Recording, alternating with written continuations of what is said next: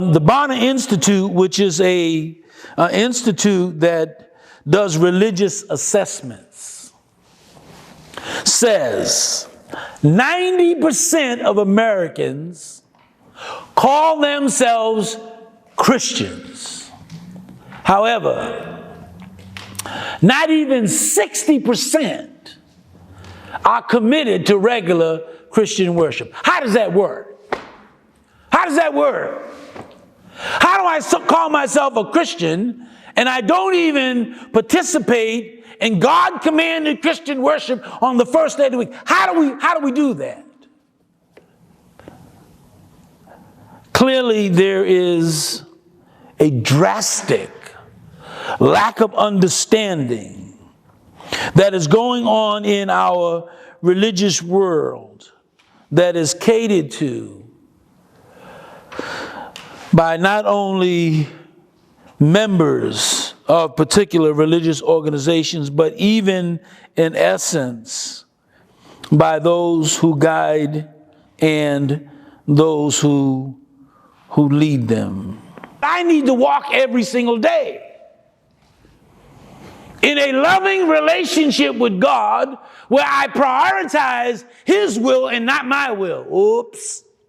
See, this is a different kind of Christianity.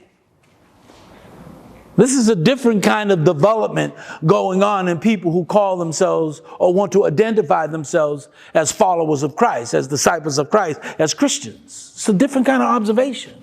You ain't preparing no destiny as He prepares your destiny. And if I may suggest in closing,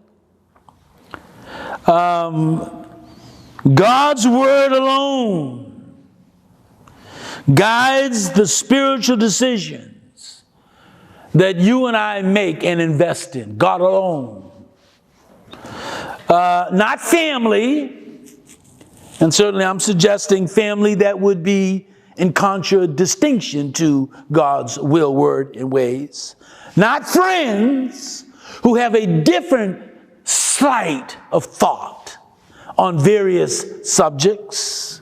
Not culture, because if you're being shaped by your culture, you're being shaped in the wrong direction, and you shall see the fruit of that in due season, if you haven't seen it yet.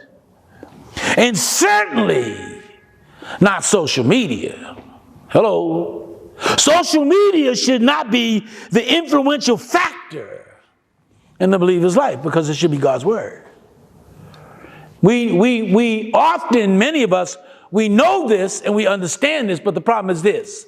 Circumstances and situations and life keeps on popping up and it takes us further away, bam, and we need a reminder. We need a reminder to get back to where we're supposed to be.